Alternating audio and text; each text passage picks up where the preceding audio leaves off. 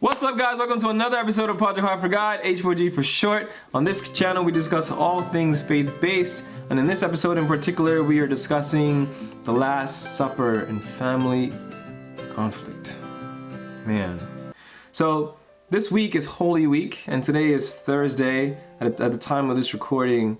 And Thursday is the day when we celebrate the Last Supper. Jesus Christ celebrates the last meal with his disciples, and he goes into an upper room before he is captured and betrayed by Judas.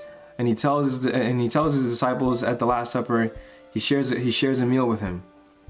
He shares a meal with them, and this just had me thinking. I was meditating on this throughout the week, and it was just like, man, there's a lot to this. We get the Last Supper from it, but there's also something that's happening at this time that I think we need to take heed of. We need to understand that at this dinner, this was probably one of the most awkward dinners of all time, because there was a problem going on that two people knew about. Jesus knew about, and Judas knew about it, definitely. So essentially, there was an elephant in the room. What is an elephant in the room? An elephant in the room is any problem or issue or risk or situation that people know about, but they don't want to bring it up because it may make them feel uncomfortable. It may make them not want to continue conversation. It may make them feel awkward, right? So instead of talking about it and bringing it out to the forefront, we like to keep it in the back. We know that it's happening, but we don't talk about it. Beloved, a lot of this stuff happens in many families, and what do we do to deal with this? We go outside, we leave the house, we leave the situation. We avoid the issue. We practice escapism. We do so many different things to avoid talking about that particular thing. We go outside, we leave, we don't spend as much time with the person. We've used things like work, friends, everything to avoid our issues at home. To avoid our issues with the people who are most closest to us, the people who we're supposed to share a good amount of our lives with. But with the coronavirus going on right now, all those issues have now come to the forefront because people are being forced to spend more time at home.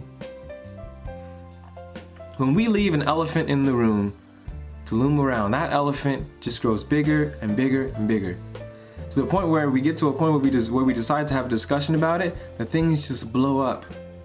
I want to encourage you to let that elephant out, to squash the elephant, get rid of the elephant. And we can only get rid of the elephant by one way: opening our mouths and having a conversation. Get comfortable with being uncomfortable. I want to prove to you that Jesus Christ does this within the Word. If we look on over to John chapter 13, verse 21 to 28, we see that our Lord and Savior says, "After these things, Jesus was troubled in his spirit and testified, 'Truly, truly, I say to you, one of you will betray me.'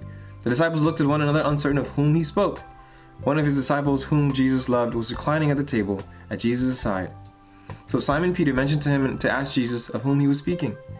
So that disciple, leaning back against Jesus, said to him, 'Lord, who is it?' Jesus answered, 'It is whom I will give this morsel of bread when I have dipped it.' So when he had dipped the morsel, he gave it to Judas, the son of Simon Iscariot. Then after he had taken the morsel, Satan entered into him.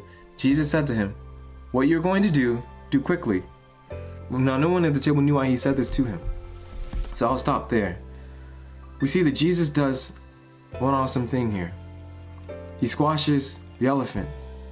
He exposes the issues. He says, 'Judas, I know you're going to betray me, so do it quickly. Whatever it is that you're going to do it quickly.'